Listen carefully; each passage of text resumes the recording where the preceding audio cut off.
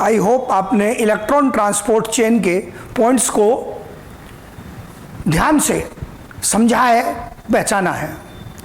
हाँ, मैं जानता हूँ इतना आसान काम नहीं है, पर मेहनत करेंगे तो आएगा कंट्रोल में, और आपकी स्पीड से चलेंगे बिल्कुल आराम से। 2 बार में 3 बार में समझ में आए, लेकिन बढ़िया आ जाना चाहिए, वैसे ही चलेंगे। तो आपको ने उसके बेसिक पॉइंट्स को जो मैंने एक्सप्लेन किए पहले, उसको अंडरस्टैंड किया। जिन्होंने मेरी बात मानी होगी, एनसीईआरटी की थ्योरी पढ़ी होगी, और जिन्होंने थोड़ा छलांग लगाने की कोशिश की होगी, उन्होंने एनसीईआरटी के डायग्राम से भी पंगा लिया होगा, जो उनके कंट्रोल में नहीं आएगा। मैं करूँगा एक्सप्लेन, बताऊँगा। तो पहले तो मैं जो आपने पढ़ा है उसको अभी के अभी साथ के साथ आपके साथ रिवाइज करके चलूँगा, मतलब बिना गैप दिए अभी के अभी रिवाइज करेंगे, ताकि दिमाग में इंफॉर्मेशन और क्लैरिटी के साथ बैठे और अच्छी बैठे, स्ट्रॉन्ग हो जाए एकदम। ये मैंने कुछ बेसिक पार्ट बना लिए ईटीएस के। ईटीएस में कहाँ चल रही है ईटीएस? माइटोकॉन्ड्रिया की इनर मेम्ब्रेन में। IM मतलब इनर मेम्ब्रेन, OM मतलब आउटर मेम्ब्रेन। दोनों मेम्ब्रेन के बीच में पेरीमाइटोकॉन्ड्रियल स्पेस। कैसे बताया था? यह स्थिति इस प्रकार से है कि यदि ये माइटोकॉन्ड्रिया है, ये इसकी आउटर मेम्ब्रेन, ये इसकी इनर मेम्ब्रेन, और आप जो ये देख रहे हैं ये इतने हिस्से का डिटेल है, इतने हिस्से का डिटेल डायग्राम है। नीचे आउटर मेम्ब्रेन, जिसको मैंने थोड़ी कम जगह दी है, स्पेस कम दिया है, थोड़ा चौड़ाई कम बनाई है। ऐसा नहीं कि चौड़ाई कम होती है, क्योंकि मेरे पास बोर्ड पर इतनी जगह है, नीचे ऊपर भी मुझे स्पेस चाहिए। तो ऐसा नहीं समझे कि माइटोकॉन्ड्रिया की मेम्ब्रेन मोटी पतली होती है, बराबर थिकनेस की होती है, बोर्ड पर जगह उतनी ही है। नीचे आउटर मेम्ब्रेन, ये बीच में पेरीमाइटोकॉन्ड्रियल स्पेस, जिसको भी मैंने थोड़ी कम जगह दी है, और ये ऊपर इनर मेम्ब्रेन। इनर मेम्ब्रेन को ज्यादा जगह दी है क्योंकि मुझे प्रोसेस उसी में चलाना है, तो आपको दिख जाए, इतनी जगह तो देनी पड़ेगी ना इनर मेम्ब्रेन को। तो ये माइटोकॉन्ड्रिया के इतने हिस्से का डिटेल है जिसमें ये इलेक्ट्रॉन ट्रांसपोर्ट सिस्टम चल रहा है, इतने हिस्से का डिटेल है। ये जो येलो कलर वाला भाग है, इसको कहा था हम लोगों ने कॉम्प्लेक्स 1। अब बिना देखे, जो आपने कोई शॉर्ट नोट वगैरह बनाए हो, उसको भी बिना देखे, कॉम्प्लेक्स 1 की जिम्मेदारी किसका? ऑक्सीडेशन, NADH2, FADH2, NADH2 का ऑक्सीडेशन। ये आ गई जिम्मेदारी कॉम्प्लेक्स 1 की। जो NADH2 अवेलेबल है अब माइटोकॉन्ड्रिया के अंदर, क्रैब साइकिल से बने हो, लिंक रिएक्शन से बने हो, या शटल सिस्टम से आए हो, सब अब माइटोकॉन्ड्रिया के अंदर है। यहां ये मैट्रिक्स में, ये स्थान जो है ये मैट्रिक्स है। ऊपर क्या है? ये मैट्रिक्स है ना, ये मैट्रिक्स है। तो ये NADH2 का ऑक्सीडेशन करने की जिम्मेदारी कॉम्प्लेक्स 1 की है। एरो पे ध्यान देना, इधर से आया, इधर गया, क्या बन गया? NAD+। इसका मतलब इसका हाइड्रोजन लॉस्ट हो गया, इसका हाइड्रोजन कौन लेकर गया? एक एंजाइम की प्रेजेंस में इसका हाइड्रोजन लेकर गया FMN। FMN, पहले FMN ही याद करना है, पूरा नाम भी बता दूंगा, FMN, क्योंकि पूरा पूछने के चांस बहुत कम है। ये पूछ ले कि FMN है कॉम्प्लेक्स में, वही अच्छा क्वेश्चन है। FMN ने हाइड्रोजन ले लिया NADH2 से, तो ये क्या बन गया? FMNH2। अब आगे क्या होगा? इस FMNH2 से इलेक्ट्रॉन तो छीन लेगा, आगे प्रेजेंट एक कंपोनेंट FeS। अगर इससे इलेक्ट्रॉन छीन जाएंगे तो ये प्रोटॉन भी अपने पास नहीं रखेगा, और प्रोटॉन रिलीज होंगे कहां पर? पेरीमाइटोकॉन्ड्रियल स्पेस में या इंटरमेम्ब्रेन स्पेस में। पेरीमाइटोकॉन्ड्रियल स्पेस में या इंटरमेम्ब्रेन स्पेस में, ये यहां पर रिलीज हो गए। याद करो पुरानी स्टोरी। पुरानी स्टोरी किस प्रकार से थी? कैसे आपने NADH2 बनाया था? यदि NAD+ को 2 इलेक्ट्रॉन 2 प्रोटॉन दे दें,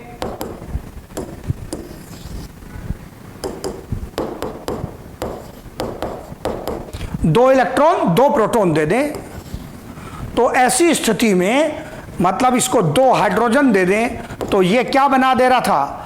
ये बना दे रहा था NADH प्लस H पॉजिटिव, या इसी को क्या कहते हैं? NADH2।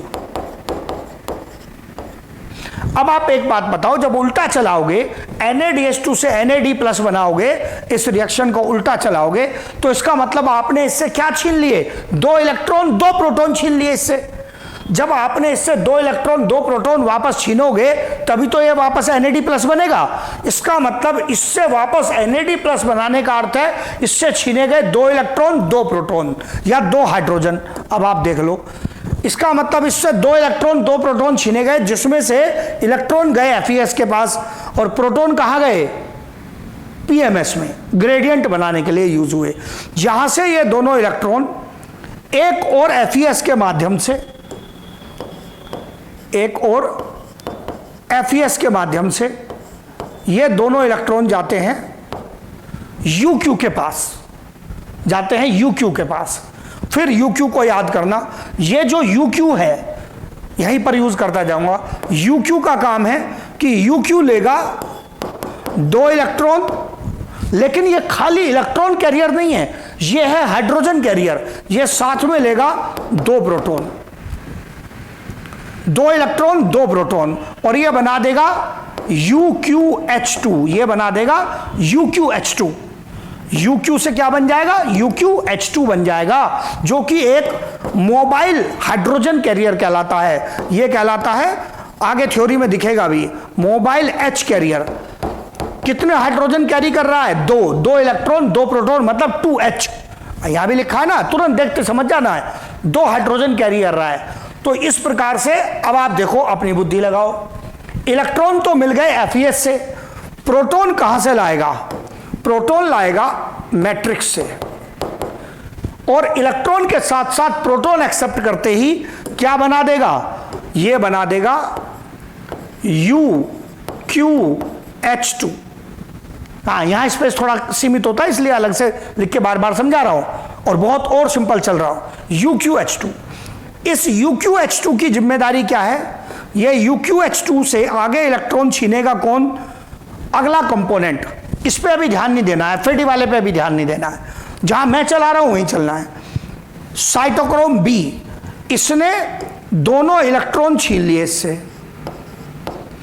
इलेक्ट्रॉन इसने छीन लिए, तो प्रोटॉन कहां गए? फिर PMS में। ये मैं इतनी दूर दूर एरो लगाता हूं ताकि आपको दिख जाए। ऐसा नहीं होता कि प्रोटॉन पहले छोड़ दिए, इलेक्ट्रॉन बाद में छोड़े, नहीं, बिल्कुल एक साथ है। इधर इलेक्ट्रॉन, इधर प्रोटॉन। अगले कंपोनेंट ने इलेक्ट्रॉन छीने, प्रोटॉन रिलीज हुए PMS में। क्योंकि UQH2++ नाम की कोई चीज नहीं होती है। अगर इलेक्ट्रॉन जाएंगे तो प्रोटॉन भी जाएंगे, तो प्रोटॉन इधर रिलीज हो गए और ये वापस UQ बन जाएगा। अब इसको 2 इलेक्ट्रॉन मिल गए, यहां से ये दोनों इलेक्ट्रॉन FeS के पास, और ये दोनों इलेक्ट्रॉन UQ के पास। UQ क्या करेगा? इसको जरा अब यहां से हटा दूं मैं। UQ क्या करेगा? UQ का वही काम है, इलेक्ट्रॉन मिलते ही क्या लेगा? प्रोटॉन लेगा। ले लिए 2 प्रोटॉन, क्या बना देगा? UQH2। ये बना दिया, UQH2 बना दिया। UQH2 बनते ही ये मेम्ब्रेन की दूसरी साइड पर जाएगा, या नीचे आएगा, मतलब आउटर साइड पर आएगा, और आउटर साइड पर इसको मिलेगा अगला कंपोनेंट। ये कहलाता है साइटोक्रोम C1। CYT जो भी लिखे हैं वो साइटोक्रोम, पूरा नाम इतने छोटे स्पेस में नहीं लिख सकते। साइटोक्रोम C1, ये साइटोक्रोम C1 भी क्या करेगा? ये भी छीनेगा केवल इलेक्ट्रॉन। इलेक्ट्रॉन छीन गए तो प्रोटॉन कहां गए? इंटरमेम्ब्रेन स्पेस या PMS में। इंटरमेम्ब्रेन स्पेस या PMS में। अब आप देखो कितने प्रोटॉन जा चुके? 2 और 2 4 और 2 6 प्रोटॉन जा चुके। अब यहां से साइटोक्रोम C1 से ये दोनों इलेक्ट्रॉन कौन छीन कर ले जाएगा? अगला carrier cytochrome C। Cytochrome C खाली इलेक्ट्रॉन ले जाता है, इसका प्रोटॉन से कोई मतलब नहीं, और ये इन दोनों इलेक्ट्रॉन को ले जाकर किसको देगा, साइटोक्रोम ए किसको देगा, A3, और A3 से फाइनली ये दोनों इलेक्ट्रॉन को कौन लेकर जाएगा, दोनों इलेक्ट्रॉन को लेकर जाएगा ऑक्सीजन, दोनों इलेक्ट्रॉन को लेकर जाएगा ऑक्सीजन। ये आ गया ऑक्सीजन, इन दोनों इलेक्ट्रॉन को लेने, लेकिन खाली ऑक्सीजन नहीं आएगा, प्रोटॉन लेगा वो मैट्रिक्स से, O2 जो हम सांस लेते हैं वो, और ये सुटेबल एंजाइम की प्रेजेंस में जो आपको थ्योरी में दिखेगा ये बनाएगा H2O, ये बनाएगा H2O। आपको लिख के दिखा देता हूं, ये देख लो। यदि ये हटा दिया, यदि आप दो प्रोटॉन, दो इलेक्ट्रॉन प्लस हाफ O2, हाँ हाफ O2 को जोड़े तो इससे क्या बनेगा, H2O बनेगा। तो ये जो O2 है बेटा, ये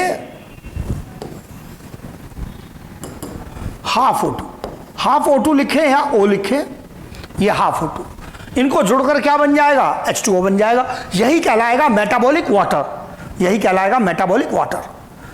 अब ये जो ग्रेडियंट बन गया, यहां इकट्ठे हो रहे हैं ना प्रोटॉन, ये येलो वाला है कॉम्प्लेक्स 1, ग्रीन वाला है कॉम्प्लेक्स 3, हाँ cytochrome B FeS cytochrome C1। UQ यहां भी रेड से लिखा है, यहां भी रेड से लिखा है, इसका रोल बताऊंगा आगे। ये मोबाइल कैरियर है, साइटोक्रोम C रेड से लिखा है, ये भी मोबाइल कैरियर है, जो भी मोबाइल कैरियर है वो रेड से लिखे हैं। ये जो इधर आगे दोबारा जाकर लिखा है व्हाइट से, ये है कॉम्प्लेक्स 4, ये है कॉम्प्लेक्स 4। 2 की अभी कोई बात नहीं की है, 1 3 4 इलेक्ट्रॉन जा रहे हैं कैसे, ये आए इलेक्ट्रॉन इधर से इधर 3 में, 3 से फिर 4 में, इस प्रकार से इलेक्ट्रॉन जा रहे हैं। ये बन गया प्रोटॉन ग्रेडियंट। और ग्रेडियंट में और कौन सहायता करेगा, ये स्काई ब्लू वाला जो है ये है कॉम्प्लेक्स सेकंड, जिसकी अब तक बात नहीं की हमने आज की डेट में रिवीजन वाले हिस्से में दोबारा में। तो इस पर क्या एक्टिविटी चल रही है, जरा ऊपर का थोड़ा सा स्पेस खाली कर लूं। इसमें एक्टिविटी चल रही है, हमने कहा था कि क्रेब्स साइकिल की एक स्टेप चलती है माइटोकॉन्ड्रिया की इनर मेम्ब्रेन पर, वो यहीं पर चलती है कॉम्प्लेक्स सेकंड में। वो स्टेप थी succinate to fumarate, succinate to fumarate. Enzyme का नाम था सक्सिनेट डिहाइड्रोजिनेज, जो यहां शॉर्ट में लिखा है मैंने SD, मतलब सक्सिनेट डिहाइड्रोजिनेज। याद करो क्रेब्स साइकिल में सक्सिनेट से फ्यूमेरेट बनने में हाइड्रोजन लेने कौन आया था, हाइड्रोजन लेने आया था FAD, उसने क्या बना दिया था FADH2। ये वही FAD है जिसका नाम क्रेब्स साइकिल में भी आया था, ये वही FADH2 है जो क्रेब्स साइकिल में भी बना था। ये बन गया जी, कॉम्प्लेक्स सेकंड में हो रहा है ये सब। लेकिन क्या इस FADH2 का आगे उपयोग किया जाएगा, हाँ इस FADH2 से हाइड्रोजन छीनेगा UQ का एक और मॉलिक्यूल, UQ का एक और मॉलिक्यूल। एरो पे बहुत ध्यान देना है, बार बार बोलता हूं। जब FAD से FADH2 बना तो एरो इधर आ रहा है, इसका मतलब ये किसी से हाइड्रोजन छीन कर लाया। किससे छीन कर लाया, जिसके एरो को टच करके आ रहा है। सक्सिनेट टू फ्यूमरेट, मतलब सक्सिनेट से हाइड्रोजन छीना, उसका फ्यूमरेट बन गया, और हाइड्रोजन लेकर FAD से FADH2 बन गया। अब आगे फिर फर्दर ये हाइड्रोजन इसके पास नहीं रहेगा, इससे कोई और छीन कर ले जाएगा। कौन छीन कर ले जाएगा, UQ। तो UQ का बनेगा UQH2, और इससे हाइड्रोजन छीन जाएंगे तो FADH2 से वापस क्या बन जाएगा, FAD बन गया। अब ये बनने के बाद UQH2, जो रोल इस UQH2 का था वही इसका होगा। मतलब ये इलेक्ट्रॉन देगा किसको, साइटोक्रोम B को, और प्रोटॉन कहां जाएंगे, PMS में। इसका मतलब 2 इलेक्ट्रॉन इधर से आए, 2 इधर से आ गए। मतलब एक UQH2 के पास क्या है, 2 इलेक्ट्रॉन 2 प्रोटॉन। तो प्रोटॉन इधर गए, इलेक्ट्रॉन इसने आगे ले लिए। इसका मतलब अब ये इलेक्ट्रॉन टोटल 4 हो गए, इसमें मैं और इलेक्ट्रॉन जोड़ता चला गया, इलेक्ट्रॉन 4 हो गए। UQ का एक मॉलिक्यूल तो 2 ही इलेक्ट्रॉन 2 प्रोटॉन लेता है। अगर और 2 इलेक्ट्रॉन एक्सेप्ट कराने हैं तो UQ के मॉलिक्यूल कितने चाहिए, 2। देखना होशियारी से, 2 से मल्टीप्लाई कर दिया। और इधर 2 प्रोटॉन और मांग लिए, तो 4 इलेक्ट्रॉन 4 प्रोटॉन, 4 इलेक्ट्रॉन 4 प्रोटॉन से बनेंगे 2UQH2। 2UQH2 से 2 प्रोटॉन तो ऑलरेडी जा रहे थे, प्लस 2 प्रोटॉन और रिलीज लिख दिए। इलेक्ट्रॉन पर प्लस करता चला गया, और 2 इलेक्ट्रॉन 4 हो गए, इधर भी और 2 कर दिए, 4 हो गए, 4 इलेक्ट्रॉन। यहां भी इलेक्ट्रॉन अब बदलूंगा जरा, यहां दोबारा लिखने की जगह नहीं है, इसको बदलूंगा। 2 इलेक्ट्रॉन की जगह कितने लिखूंगा, यहां लिखूंगा 4 इलेक्ट्रॉन। अगर 2 इलेक्ट्रॉन को एक्सेप्ट करने के लिए 2 प्रोटॉन और हाफ O2 चाहिए थी, तो 4 इलेक्ट्रॉन को एक्सेप्ट करने के लिए 4 प्रोटॉन और 1 O2 चाहिए। तो अब देखो इसको बदलूंगा, 2 प्रोटॉन की जगह क्या किया मैंने, पूरे को तो इकट्ठा, 2 प्रोटॉन की जगह 4 प्रोटॉन O2 एंड 2H2O का फॉर्मेशन, 4 इलेक्ट्रॉन को एक्सेप्ट कर लिया। इक्वेशन पे लिख के देख लो आप।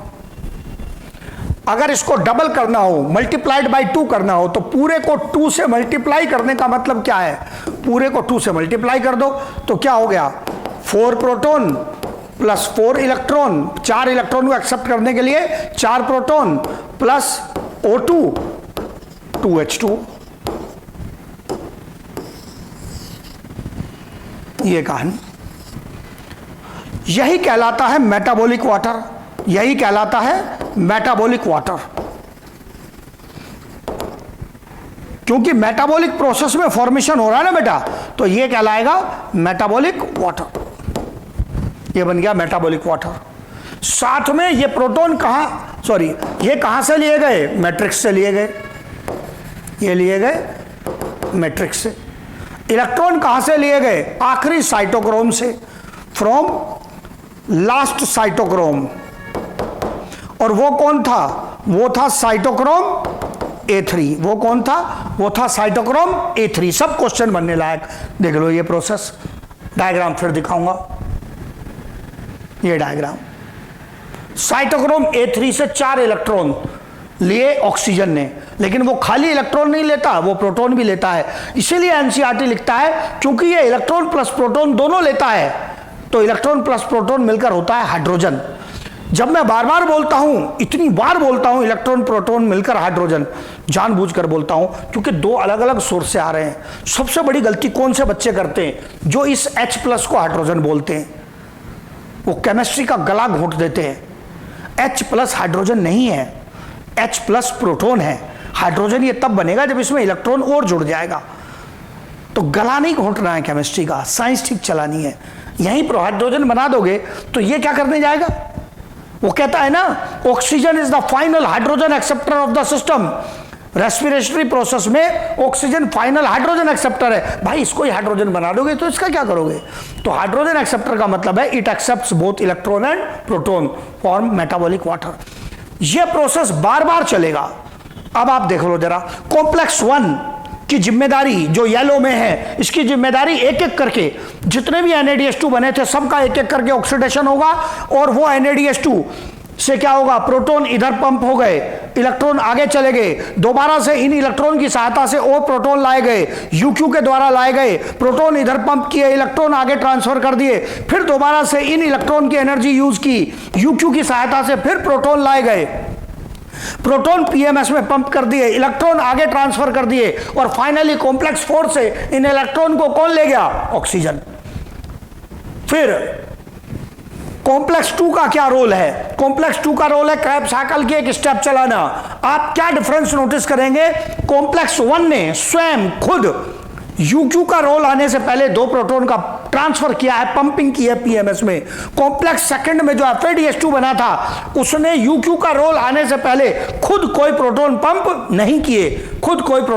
नहीं किए, और अपने इलेक्ट्रॉन और प्रोटॉन दोनों ही UQ को दे दिए हैं, और UQH2 बन गया उससे। और 2 प्रोटॉन ये गए जो ब्लू कलर में, स्काई ब्लू में दिख रहे हैं आपको। इसका मतलब NADH2 के द्वारा, उसकी सहायता से टोटल कितने प्रोटॉन, 2 और 2 4 और 2 6। FADH2 के द्वारा जो प्रोटॉन जा रहे हैं उसके पंपिंग की सहायता से ये 4।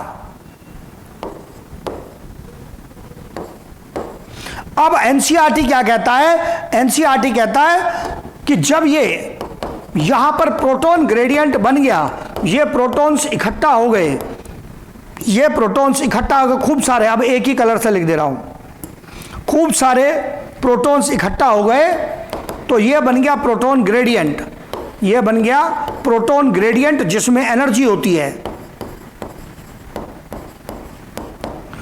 जब ये प्रोटॉन्स पास होंगे F0 F1 से, तो इनकी एनर्जी को यूज करके एटीपी बनाए जाएंगे, एडीपी में जोड़े जाएंगे, एडीपी में जोड़े जाएंगे, इनऑर्गेनिक फॉस्फेट जोड़ा जाएगा और इससे क्या बनेगा? एटीपी। कितने प्रोटॉन पास होने पर? लगभग 2 प्रोटॉन पास होने पर, 2 प्रोटॉन पास होने पर एक एटीपी का फॉर्मेशन होगा, 2 प्रोटॉन पास होने पर एक एटीपी का फॉर्मेशन होगा। इस प्रकार से प्रोसेस चलेगा। और इसको थोड़ा दूर दूर लिख दो आपको, और ये एडीपी प्लस आईपी को जोड़कर क्या बन रहा है? एटीपी बन रहा है 2 प्रोटॉन के पास होने पर। अब वो अपना पुराना पॉइंट देखना कि NADH2 3 एटीपी बनाता है। क्यों बनाता है? क्योंकि NADH2 ने जो इलेक्ट्रॉन सिस्टम को दिए, उनकी सहायता से 2 प्रोटॉन यहां पंप हुए, फिर इन्हीं इलेक्ट्रॉन की सहायता से 2 और प्रोटॉन आए, यहां पंप हुए, फिर इन्हीं व्हाइट से जो लिखा हुआ है, इन्हीं 2 इलेक्ट्रॉन की सहायता से और 2 प्रोटॉन आए जो यहां पंप हुए। तो NADH2 के इलेक्ट्रॉन्स ने कुल ETS में कितने प्रोटॉन पंप कराए? 2 और 2 4 और 2 6। भैया यहां से जब 2 प्रोटॉन से एक एटीपी बनेगा, तो 6 प्रोटॉन पास होने से कितने एटीपी बनेंगे? 3। FADH2 को हमने कहा था कि ये केवल 2 ही एटीपी बनाता है। क्यों बनाता है 2 एटीपी? क्योंकि इसने जो सिस्टम को आगे इलेक्ट्रॉन दिए, उसने इलेक्ट्रॉन का यहां पैसेज हुआ, प्रोटॉन 2, और इन 2 इलेक्ट्रॉन की सहायता से एक बार और 2 प्रोटॉन आ गए, ये 2 प्रोटॉन। कितने प्रोटॉन आए? 4। और भाई इसमें से जब 4 प्रोटॉन पास कराओगे तो कितने एटीपी बन पाएंगे? 2। ये लॉजिक था, इसलिए तब कहा था कि अभी याद करना है और आगे इसका पूरा प्रोसेस दिखेगा। ऐसे प्रोसेस चल रहा है। अब देखो बहुत धीरे और एकदम आपके दिमाग में डायग्राम बैठाने के लिए बोला है। अब जरा देखते जाएंगे, मैं बोलूंगा बिल्कुल धीरे धीरे बोलूंगा। कॉम्प्लेक्स 1 की जिम्मेदारी NADH2 का ऑक्सीडेशन करना, उससे इलेक्ट्रॉन प्रोटॉन लेना, इसमें से प्रोटॉन तो PMS में पंप कर दिए जाएंगे और इलेक्ट्रॉन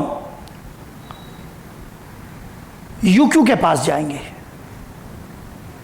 यह कॉम्प्लेक्स 1 की जिम्मेदारी है। ये इलेक्ट्रॉन वही हैं जो NADH2 से आए थे। इन इलेक्ट्रॉन्स में अभी एनर्जी है, इनकी एनर्जी का उपयोग करते हुए UQ और प्रोटॉन पंप कराएगा। कैसे? इन इलेक्ट्रॉन को एक्सेप्ट करेगा और मैट्रिक्स से प्रोटॉन एक्सेप्ट करेगा, UQH2 बनाएगा, जिसमें से प्रोटॉन को पंप करेगा PMS में, इलेक्ट्रॉन अगले कंपोनेंट को देगा। वो अगला कंपोनेंट कौन है? साइटोक्रोम B है, जो ग्रीन से बना हुआ है। वो कॉम्प्लेक्स 3 का पार्ट है। 1 के बाद हमेशा 3 का नाम लेता हूं, क्योंकि 1 के इलेक्ट्रॉन 2 में गए ही नहीं है, नाम कैसे लूंगा? 1 के बाद नाम लेता हूं 3 का। तो इलेक्ट्रॉन कैसे जा रहे हैं? 1 से UQ के माध्यम से 3, 2 के FADH2 वाले भी UQ के माध्यम से 3 में जाएंगे। तो 1 के इलेक्ट्रॉन भी 3 में, 2 के इलेक्ट्रॉन भी 3 में। साइटोक्रोम B तक इलेक्ट्रॉन पहुंचने में NADH2 वाली जो पंपिंग है वो 4 प्रोटॉन पंप करा चुकी है, इसने 2 ही कराए हैं। अगले स्टेप में दोनों 2-2 कराएंगे। इसका मतलब NADH2 वाले के पंपिंग में 2 प्रोटॉन एक्स्ट्रा आ गए, जिससे उसके एटीपी बनाने की एबिलिटी ज्यादा हो गई। साइटोक्रोम C1 तक कॉम्प्लेक्स 3 है। जितना ब्लू में बना है FADH2 वाला, सक्सिनेट डिहाइड्रोजनेज वाला, ये कॉम्प्लेक्स 2 है। साइटोक्रोम C एक मोबाइल कैरियर है, किसी कॉम्प्लेक्स का हिस्सा नहीं है। कॉम्प्लेक्स 4 A और A3 नाम के साइटोक्रोम होते हैं, जिसमें A3 आखिरी में आता है, जहां से इलेक्ट्रॉन्स ऑक्सीजन के पास चले जाते हैं, जो मैट्रिक्स से प्रोटॉन भी साथ में लेकर मेटाबॉलिक वाटर बनाता है। बार बार प्रोटॉन पंपिंग से PMS में, पेरीमाइटोकॉन्ड्रियल स्पेस में जो ग्रेडियंट बना, उस ग्रेडियंट की एनर्जी से एटीपी बनेंगे जब ये प्रोटॉन्स पास होंगे F0 F1 से।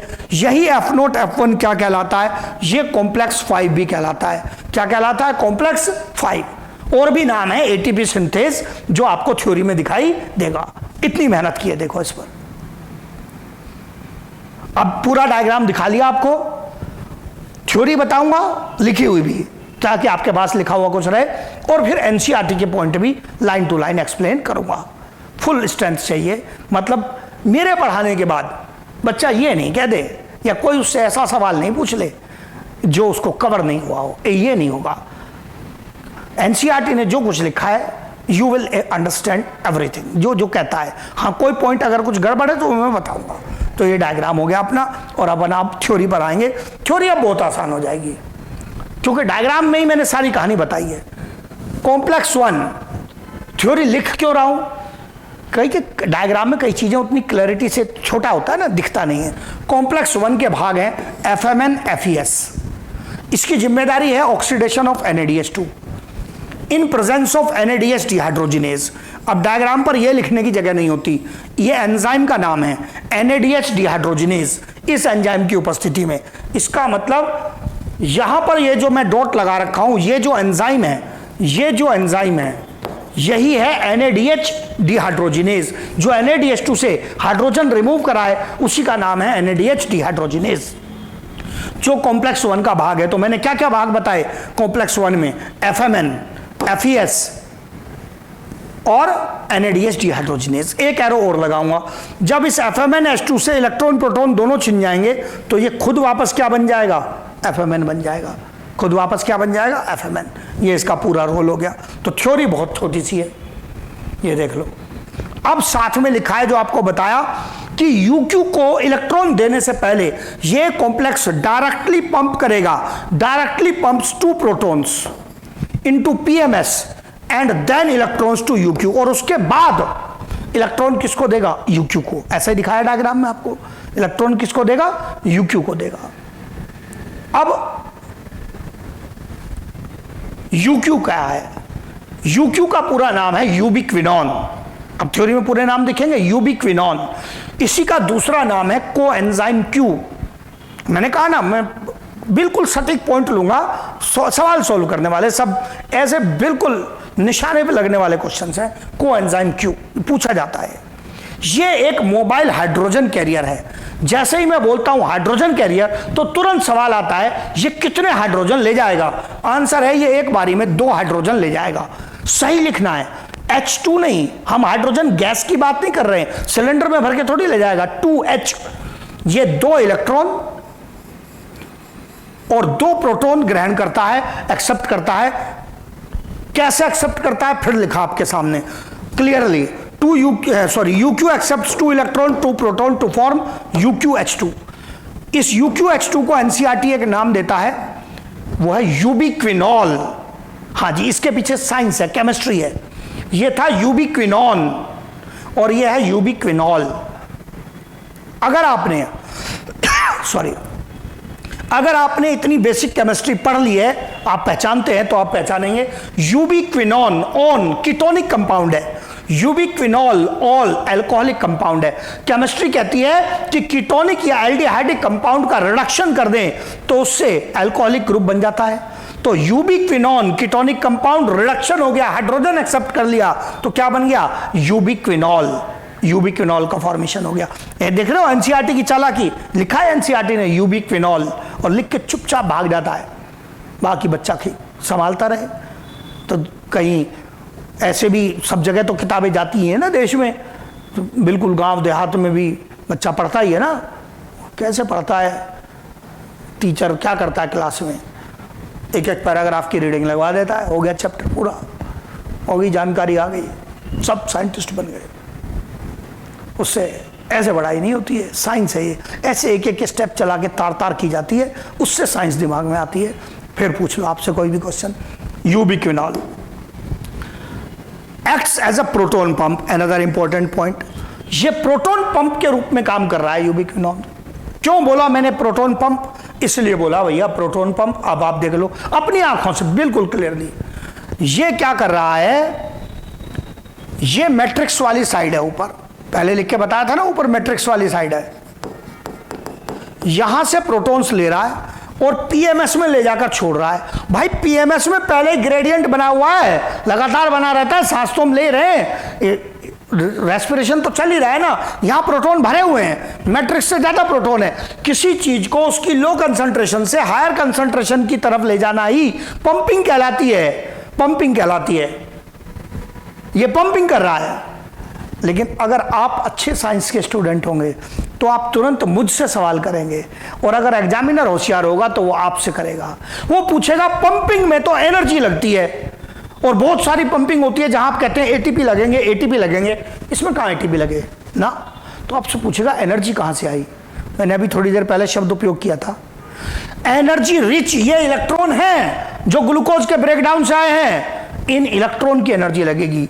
तो ये जो पंपिंग करा रहा है यूक्यू इलेक्ट्रॉन प्रोटॉन की, इसके लिए इलेक्ट्रॉन की एनर्जी लग रही है। इलेक्ट्रॉन के लिए पंपिंग शब्द क्यों नहीं लिखा मैंने? भाई इलेक्ट्रॉन तो आगे गया ना,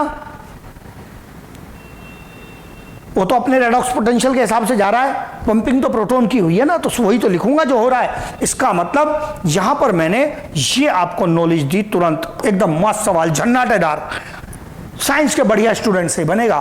तो जब कहा हमने एक्सेस प्रोटॉन पंप, यहां पर क्यों पंप कह रहे हैं? पंप इसलिए कह रहे हैं transfer of H plus from low to high concentration, high concentration में ले जा रहा है। इस पर्पस के लिए एनर्जी लगेगी, यस, इस पर्पस के लिए एनर्जी लगेगी। एनर्जी कहां से आ रही है? Energy of electrons used. जो इलेक्ट्रॉन आए हैं NaDH2 में वो सामान्य नहीं है भैया, एनर्जी रिच है, इनकी एनर्जी लग रही है, ये इन इलेक्ट्रॉन की एनर्जी लग रही है, ग्लूकोज के ब्रेकडाउन से आए हुए हैं। तो इस प्रकार से ये एकदम झन्नाटेदार सवाल तैयार हो गया, यूक्यू का बढ़िया क्वेश्चन तैयार होगा। यूक्यू की सब कहानी होगी, देखो ऐसे स्टेप बाय स्टेप चल रहा हूं। अब आगे नंबर आ गया किसका? कॉम्प्लेक्स थर्ड का। हाँ, अब आपको मैंने समझा दिया है, सेकंड भी यहां पर मैं ले सकता हूं यूक्यू के तुरंत बाद। पहले मैं सेकंड को भी लिख लेता हूं थर्ड में जाने से पहले। कॉम्प्लेक्स सेकंड में क्या क्या बताया था? कॉम्प्लेक्स सेकंड में है FAD जो रिड्यूस होकर FADH2 बनाता है। साथ में कॉम्प्लेक्स सेकंड में है enzyme succinate dehydrogenase, succinate dehydrogenase. इस कॉम्प्लेक्स की जिम्मेदारी क्या है? इस कॉम्प्लेक्स की जिम्मेदारी है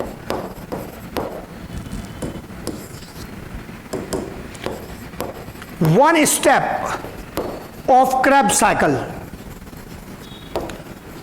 कौन सा स्टेप क्रेब्स साइकिल का? सक्सिनेट के ऑक्सीडेशन से फ्यूमेरेट। जब सक्सिनेट का ऑक्सीडेशन किया तो इससे हाइड्रोजन कौन ले गया? FAD। क्या बना दिया? FADH2। क्या कॉम्प्लेक्स 1 की तरह कॉम्प्लेक्स 2 भी डायरेक्टली प्रोटॉन पंपिंग करेगा? ना, इसके द्वारा नो डायरेक्ट प्रोटॉन पंपिंग, इसके द्वारा कोई डायरेक्ट प्रोटॉन पंपिंग नहीं की गई। 2 electron plus 2 proton, 2 UQ, 2 electron और 2 प्रोटॉन किसको दे दिए इसने? UQ को दे दिए। क्या बनाने के लिए? UQH2। सारे पॉइंट देख लो, फिर एक बार डायग्राम दिखाऊंगा, तब 3 पे जाऊंगा। FAD से FADH2 बनता है, ये रिडक्शन हुआ, इसके लिए हाइड्रोजन की जरूरत पड़ेगी कि कौन सा एंजाइम इस हाइड्रोजन को ट्रांसफर कराता है? Succinate dehydrogenase. किसका डिहाइड्रोजिनेशन करता है? सक्सिनेट का। उसका ऑक्सीडेशन या डिहाइड्रोजिनेशन करता है, उससे फ्यूमेरेट बनता है। ये कंपोनेंट डायरेक्टली कोई प्रोटॉन पंपिंग नहीं कराता। ये 2 इलेक्ट्रॉन 2 प्रोटॉन मतलब 2 हाइड्रोजन किसको देता है? UQ को, UQH2 बनाने के लिए। अब देख लो डायग्राम। हाँ, इतनी बार दिखा रहा हूं, देखो जब भी बोलता हूं मिस्टेक नहीं चाहिए। कॉम्प्लेक्स सेकंड FAD था, इसमें SD सक्सिनेट डिहाइड्रोजिनेज एंजाइम, इसकी जिम्मेदारी FAD से FADH2 बनाया। इसके लिए हाइड्रोजन कहां से लाया? सक्सिनेट टू फ्यूमेरेट से लाया। FADH2 से ने इलेक्ट्रॉन प्रोटॉन दोनों किसको दिए? UQ को। क्या बन गया? UQH2। कैसे पता चलेगा दोनों दिए? ये UQ मैट्रिक्स से कोई प्रोटॉन नहीं लाया, लेकिन UqS2 बन गया। इसका मतलब हाइड्रोजन पूरा का पूरा लिया है FeDH2 से, और आगे इलेक्ट्रॉन इधर चले गए, प्रोटॉन यहां आ गए। अब आगे कॉमन स्टोरी है, साइटोक्रोम B से चारों इलेक्ट्रॉन FeS के पास, चारों इलेक्ट्रॉन UQ के पास। 4 इलेक्ट्रॉन लेने के लिए UQ के 2 मॉलिक्यूल, UQ ये वाला हो या ये वाला हो या ये वाला हो, सब एक जैसे हैं। थ्योरी एक ही बार लिखूंगा, they are all mobile hydrogen carriers, mobile hydrogen carrier, mobile hydrogen carrier, mobile hydrogen carrier. They are responsible for pumping of protons, pumping of protons, pumping of protons, proton pumping के लिए responsible है। Complex third जो है, जो green से है, cytochrome B, FeS and C1। मेरे ऐसा कहते ही आप कहेंगे सर ये क्यों नहीं गिना? भाई मोबाइल कैरियर किसी में भी नहीं गिनूंगा, बीच में आ रहा है वो केवल कॉम्प्लेक्स थर्ड यही है, cytochrome B, FeS plus C1। Cytochrome C फिर रेड से लिखा है, ये भी मोबाइल कैरियर है, किसी कॉम्प्लेक्स का हिस्सा नहीं है। फोर्थ कॉम्प्लेक्स है साइटोक्रोम A एंड A3, यही थ्योरी में दिखेगा आपको। आ गया कॉम्प्लेक्स थर्ड। कॉम्प्लेक्स थर्ड देख लो क्या लिखा, cytochrome B, FeS, cytochrome C1। इसलिए लिखता हूं थ्योरी आपको और क्लैरिटी रहे, डायग्राम से नहीं पता चले, कंपोनेंट तो इधर दिखे। When electrons pass through complex third, जब इलेक्ट्रॉन्स कॉम्प्लेक्स थर्ड से पास होते हैं, then again proton pumping occurs, फिर से प्रोटॉन पंपिंग होती है with the help of UQ। अभी दिखाया आपको, बीच में UQ आ रहा था और फिर से क्या कर रहा था, प्रोटॉन पंपिंग कर रहा था। ये जो साइटोक्रोम C1 है, यहां से इलेक्ट्रॉन कौन लेकर जाएगा, यहां से इलेक्ट्रॉन लेकर जाएगा एक और मोबाइल कैरियर, और वो मोबाइल कैरियर है साइटोक्रोम C, ये लेकर जाएगा। रिसीव्स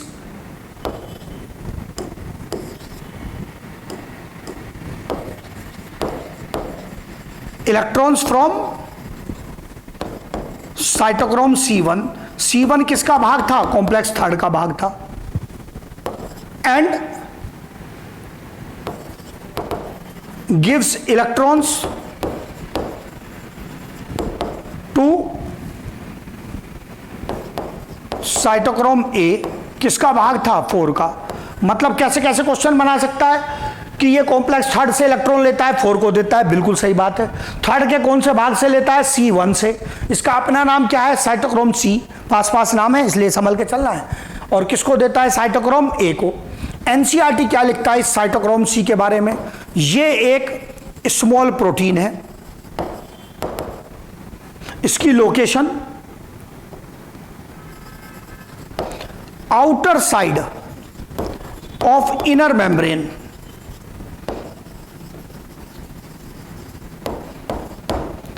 इनर मेम्ब्रेन की आउटर साइड पर एक छोटा प्रोटीन है। इसका रोल क्या है, यह है एक मोबाइल इलेक्ट्रॉन कैरियर, प्रोटॉन से इसका कोई संबंध नहीं है, यह मोबाइल इलेक्ट्रॉन कैरियर है, यह इसका काम है। तीनों पॉइंट आपको जस्टिफाई होते हुए दिखेंगे।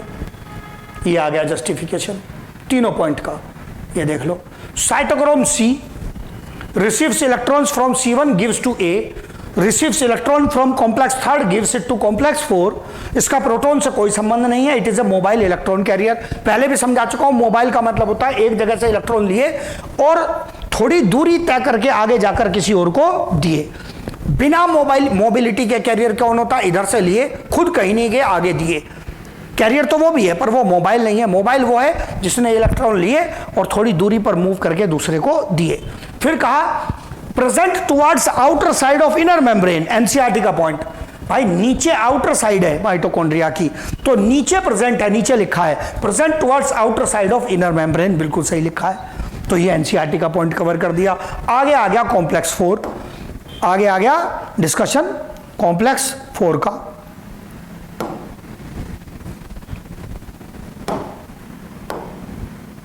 ये आ गया कॉम्प्लेक्स 4। इसमें क्या क्या कंपोनेंट है, साइटोक्रोम A एंड A3। जब मैं लिखता हूं CYT, मतलब पूरा नाम भी लिख दिया साइटोक्रोम। साइटोक्रोम्स क्या होते हैं, साइटोक्रोम्स होते हैं प्रोटीन प्लस मेटल के बने हुए कंपोनेंट्स, उनको बोलते हैं साइटोक्रोम। इनका रोल क्या होता है,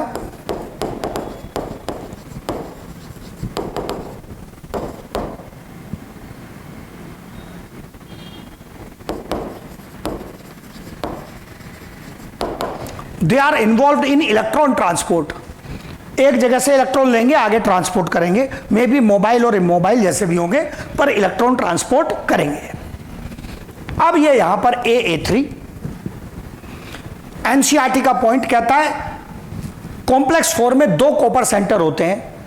जब एनसीईआरटी कहता है कॉम्प्लेक्स 4 में 2 कॉपर सेंटर होते हैं, उसका मतलब होता है एक कॉपर तो है A में और एक कॉपर है A3 में, उसको मिलाकर एनसीईआरटी कहता है 2 कॉपर सेंटर्स। फिर इसी कॉम्प्लेक्स में जो एनसीईआरटी ने नाम नहीं लिया लेकिन क्वेश्चन में आता है, कॉपर के साथ साथ आयरन भी प्रेजेंट होता है। कॉपर के साथ साथ कॉम्प्लेक्स 4 में आयरन भी प्रेजेंट होता है। फिर यहां पर इसका काम क्या है, जो A3 है, in presence of cytochrome oxidase enzyme, ये एंजाइम है, electrons are finally transferred to O2। खूब अच्छे से दिखाया आपको। साइटोक्रोम ऑक्सीडेज कहां पर है, जो डायग्राम में लिखा नहीं था। ये जो ग्रीन डॉट दिख रहा है, ये एंजाइम साइटोक्रोम ऑक्सीडेज है। ये एंजाइम साइटोक्रोम ऑक्सीडेज है, जो इस आखिरी साइटोक्रोम A3 को ऑक्सीडाइज करके इलेक्ट्रॉन्स किसको देगा, ऑक्सीजन को। इलेक्ट्रॉन्स किसको देगा, ऑक्सीजन को ट्रांसफर कर देगा। ऐसे चल रहा है प्रोसेस।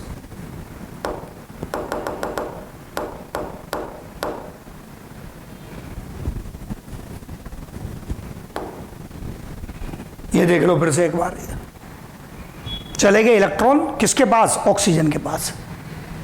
अब बात ऑक्सीजन की आएगी, ऑक्सीजन क्या कर रहा है जी। हम जो सांस लेते हैं, ऑक्सीजन फेफड़ों में, फेफड़ों से ब्लड में, ब्लड से टिश्यू में, टिश्यू से उसके सेल्स में, सेल्स में कहां जाएगा, माइटोकॉन्ड्रिया में। आप जो सांस ले रहे हैं, अल्टीमेटली ये ऑक्सीजन माइटोकॉन्ड्रिया में जाएगा, और माइटोकॉन्ड्रिया में भी कहां जाकर उपयोग होगा, ईटीएस में। माइटोकॉन्ड्रिया में भी कहां जाकर उपयोग होगा, ईटीएस में। ये जो A3 है, इस पर एक सवाल और बन सकता है। ये जो A3 है, ये टर्मिनल साइटोक्रोम होता है, आखिरी साइटोक्रोम है, टर्मिनल साइटोक्रोम होता है A3, जहां से इलेक्ट्रॉन चले गए ऑक्सीजन के पास। ऑक्सीजन के सवाल। O2 is final hydrogen acceptor. O2 इस प्रक्रिया में फाइनल हाइड्रोजन एक्सेप्टर है। यहां मिस्टेक है,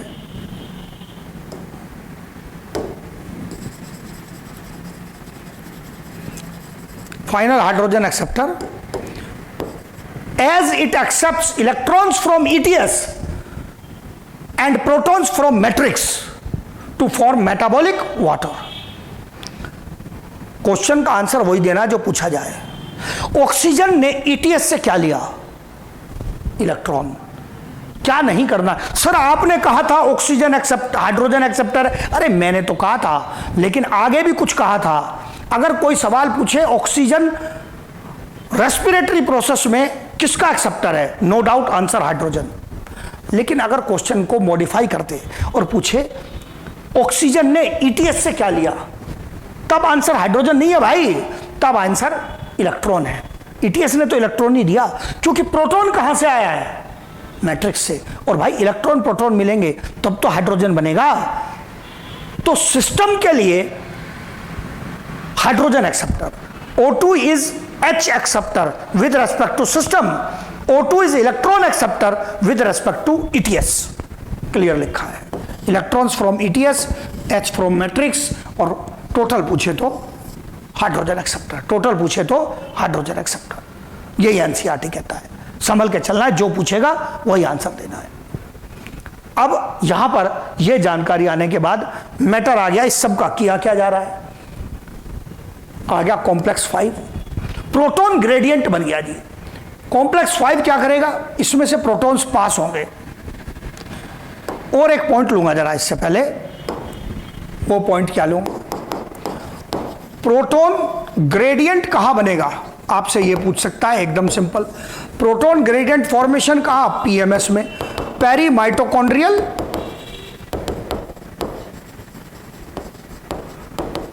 स्पेस में, पेरी माइटोकॉन्ड्रियल स्पेस में, या इसी का नाम है इंटरमेम्ब्रेन स्पेस, इसी का नाम है इंटरमेम्ब्रेन स्पेस, इसी का नाम है intermembrane space, peri mitochondrial space या इंटरमेम्ब्रेन। इसमें जो एनर्जी होती है, इसकी जो पोटेंशियल एनर्जी है, जब तक मूव नहीं करे तो पोटेंशियल एनर्जी, मूव करेगा तो काइनेटिक एनर्जी हो जाएगी। Used for ATP synthesis, used for ATP synthesis. कैसे यूज होगी, कौन यूज करेगा? कॉम्प्लेक्स 5 यूज करेगा, जिसको कहा था F0 F1। ये आ गया complex 5। Complex 5 F0 F1 complex का ही नाम है, यही एटीपी सिंथेसिस कहलाता है। डायग्राम बताएगा एटीपी सिंथेसिस क्यों है, क्योंकि ये एटीपी का सिंथेसिस कर रहा है, क्योंकि ये एटीपी का सिंथेसिस कर रहा है। Complex 5 F0 F1 ATP synthesis कर रहा है, इसी F0 F1 का नाम एटीपी सिंथेज एनसीईआरटी भी यूज करता है।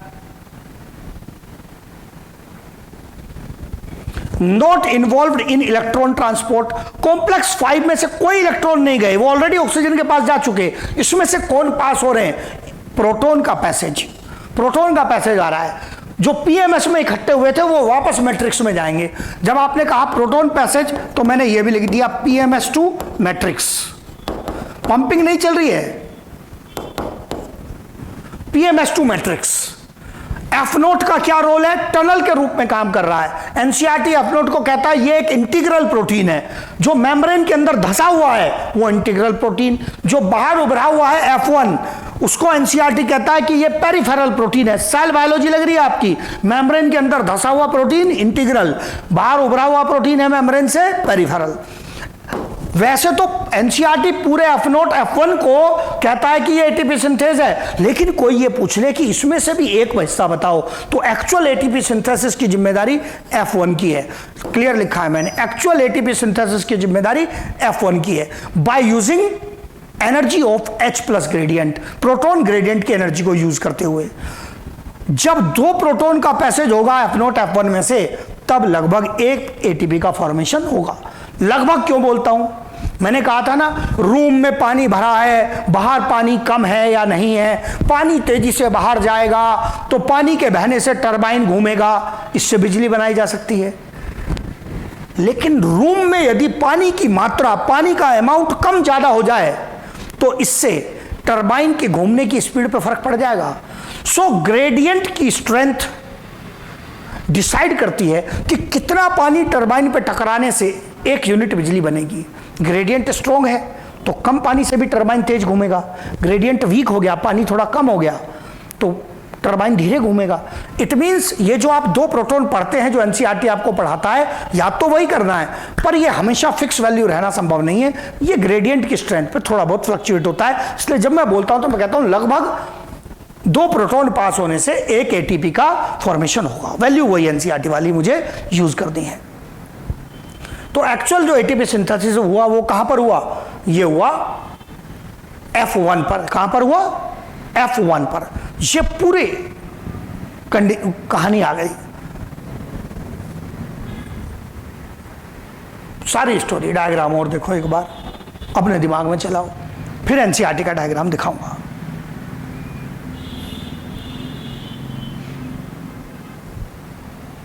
हाँ, मेहनत तो देखो चाहिए, पर मैंने भी बहुत मेहनत की है आपके साथ, स्टेप बाय स्टेप कई बार चलाया है। हाँ जी, बैठा दिमाग में। अब एनसीईआरटी का पॉइंट लेते हैं थोड़ा सा।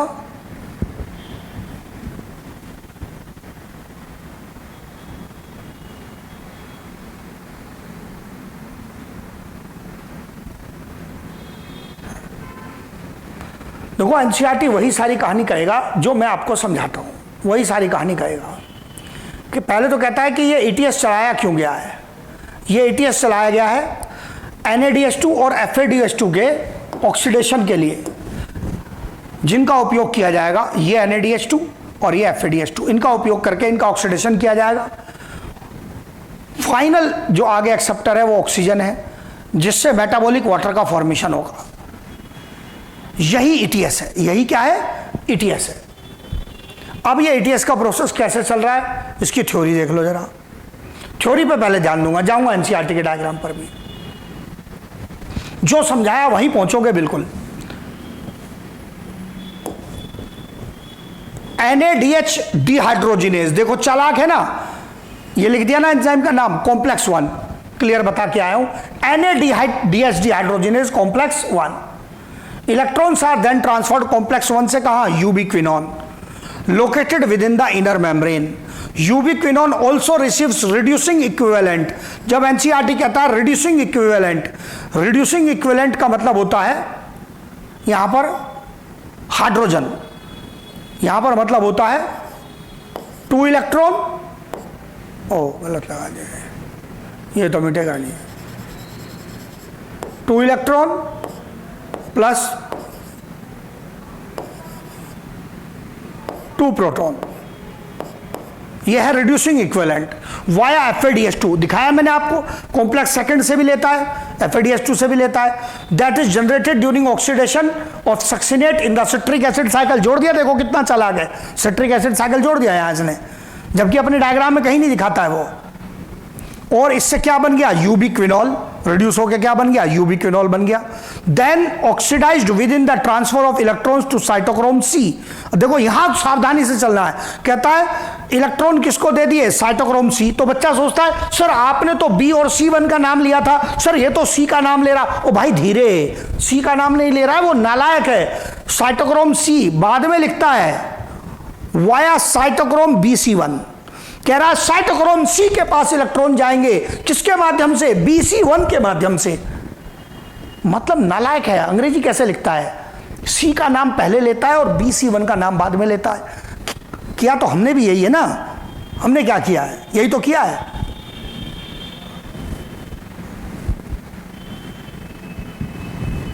देखो कितना नालायक है, कहता है कि यूबिक्विनोन ने जो आगे इलेक्ट्रॉन दिए वो साइटोक्रोम C के पास जाएंगे। यहां से सीधा कहता है इन दोनों यूबिक्विनोन के इलेक्ट्रॉन साइटोक्रोम C के पास जाएंगे। तो बच्चा कहता है सर ये तो सीधा C का नाम ले रहा है, बाद में लिखता है किसके माध्यम से, BC1 के माध्यम से। मतलब BC1 हो गया तो पूरा कॉम्प्लेक्स थर्ड हो गया, सही कह रहा है, इनके माध्यम से जाएंगे। तो अंग्रेजी का शिकार नहीं हो जाना है, होशियारी से चलना है कि ये क्या करना चाह रहा है। नहीं तो इसमें बहुत बच्चे चपेट खा जाते हैं कि सर ये क्या कह रहा है। हाँ भाई कहाँ भाग गए हो, ये रहेगा, इसलिए संभल के चलना है। कॉम्प्लेक्स थर्ड के माध्यम से जाएंगे। Cytochrome C is a small protein attach to the outer surface of inner membrane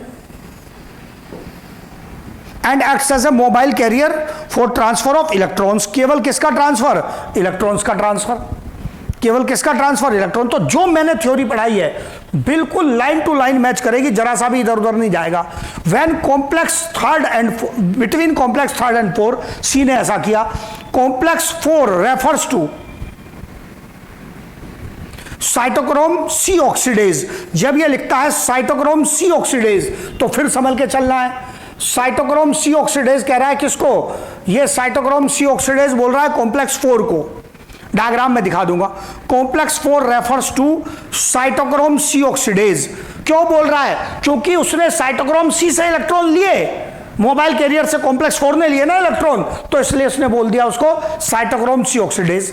containing cytochromes A and A3 and 2 copper centres, 2 copper centre. When electrons pass from one carrier to another carrier via complex 1 to 4, 1 से 4 में जब electron जाते हैं, the electron transport chain they are coupled to ATP synthase। ATP synthase से coupled होंगे। जब NCERT word use करता है coupled, तो इसके कहने का अर्थ होता है जिस तरह जितने प्रोटॉन पंप होंगे उसी के अनुसार ATP बनेंगे, जितने प्रोटॉन पंप होंगे उतने ही ATP बनेंगे। ATP कौन बनाएगा, कॉम्प्लेक्स 5 जो ATP सिंथेज है, जो ATP सिंथेज है वो बनाएगा ATP। ये बनाएगा ATP। Oxidation of 1 molecule of NADH gives rise to 3 molecules of ATP, पहले बता चुका हूं। while that of molecules of FADH2 produces 2 molecules of ATP। Although the aerobic process of respiration takes place only in presence of oxygen, the role of oxygen is limited to the terminal stage। आखिरी में जाकर oxygen उपयोग हो रही है, yet the presence of oxygen is vital, necessary है, क्योंकि अगर ऑक्सीजन यहां से इलेक्ट्रॉन रिमूव नहीं करेगा तो प्रोसेस को चलाना ही संभव नहीं है। Since it drives the whole process by removing hydrogen, कहता है by removing hydrogen from system, system से क्या लिया, हाइड्रोजन, क्या लिया सिस्टम से, हाइड्रोजन लिया।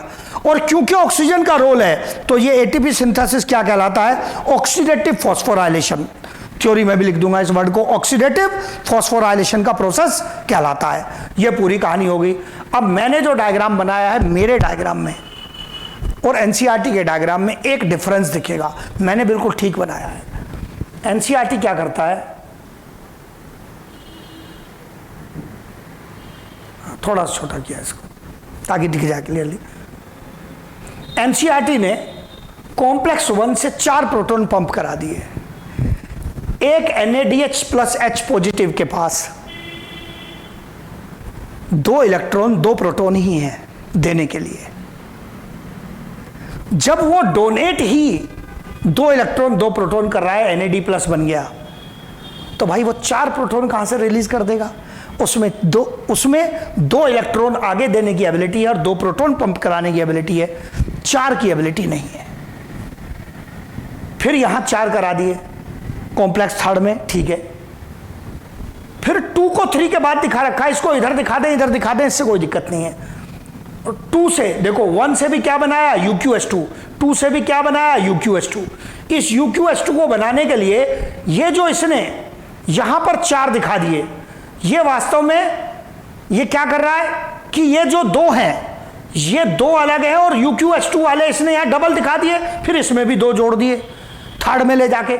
तो इसने इस UQS2 को 3rd वाले UQS2 को यहां तो दिखा दिया और आगे इसने क्या किया, कॉम्प्लेक्स 4 में से अपने ये पूरे करने के लिए, क्योंकि प्रोटॉन तो 10 पहुंचाने हैं, 4 और 4 8 और 2 10, कॉम्प्लेक्स 4 में से और करा दिया। ये केवल रिप्रेजेंटेशन के डिफरेंट मेथड होते हैं। वास्तव में प्रोटॉन पंपिंग UQ कराएगा, FMN करा सकता है क्योंकि वो FMNH2 बनाता है। साइटोक्रोम A या A3 उनके अंदर होता है आयरन या कॉपर। क्या आयरन या कॉपर हाइड्रोजन लेता है या केवल इलेक्ट्रॉन, इलेक्ट्रॉन रिडक्शन में। फेरिक फेरस में हाइड्रोजन नहीं लेता, वो इलेक्ट्रॉन लेता है। क्यूप्रस में क्या लेता है, इलेक्ट्रॉन, ना कि हाइड्रोजन। इसलिए ये केवल दिखाने का तरीका है कि चौथे में से भी 2 प्रोटॉन पास कर दो। क्यों पास कर दो, क्योंकि आपने UQ का एक जगह रिप्रेजेंटेशन नहीं दिखाया। इस वाले एक UQ का 1 के बाद 2 प्रोटॉन पंपिंग अलग है और 3 में दोबारा से है, वहां नहीं दिखाया तो 2 प्रोटॉन यहां और दिखा दिए। वास्तव में टोटल वही 10 ही रहेंगे, 4 प्रोटॉन 2 प्रोटॉन 10। मेरे कैसे थे, 2 और 2 4 और 2 6, NADH2 वाले और 4 FADH2 वाले 10। तो टोटल संख्या सेम है, केवल उसकी लोकेशन में थोड़ा डिफरेंस है। मैं क्यों कह रहा हूं मेरा सही है, क्योंकि मेरा एनसीईआरटी की थ्योरी से मैच करेगा और एनसीईआरटी का अपना डायग्राम उसकी अपनी ही थ्योरी से मैच नहीं करेगा, साइंस का लॉजिक नहीं मैच करेगा। NADH2 के पास 4 प्रोटॉन है ही नहीं। अगर मैं इसको यहां कह भी दूं कि जी 4 प्रोटॉन गए, तो आप भी तो मुझसे पूछोगे कि सर आप तो कहते हो कि NAD प्लस 2 इलेक्ट्रॉन 2 प्रोटॉन से NADH2 बनता है या NADH प्लस H पॉजिटिव बनता है, तो आपने 4 प्रोटॉन कैसे पंप करा दिए, बाकी 2 कहां से आए, कहां से लाऊंगा। तो भाई एक NADH2 से मैं सीधे 4 प्रोटॉन पंपिंग नहीं दिखा सकता, 2 ही दिखा सकता हूं, बाकी आगे UQ की सहायता से दिखाऊंगा। इसलिए इसके चक्कर में, खाली ये एक पॉइंट के चक्कर में परेशान नहीं होंगे।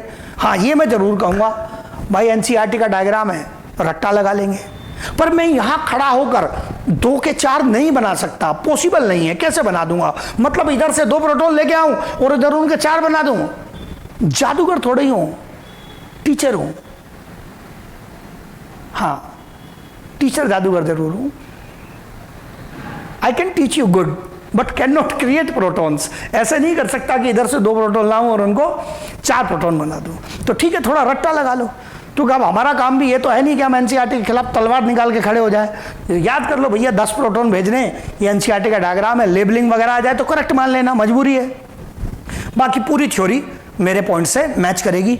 सारी कहानी आपको ये बता दी, सारे के सारा पूरा अच्छे से मन लगा के पढ़ेंगे तो ये पूरा का पूरा कवर हो जाएगा। ये जो एटीपी सिंथेसिस था यहाँ पर, इस एटीपी सिंथेसिस को हमने क्या नाम दिया? इस एटीपी सिंथेसिस को हम लोगों ने जो नाम दिया है वो है ऑक्सीडेटिव फॉस्फोराइलेशन। ये जो प्रोसेस चल रहा है एटीपी सिंथेसिस का, ये एटीपी सिंथेसिस है ऑक्सीडेटिव फॉस्फोराइलेशन, क्योंकि ऑक्सीजन की प्रेजेंस में हो रहा है ऑक्सीडेटिव फॉस्फोराइलेशन।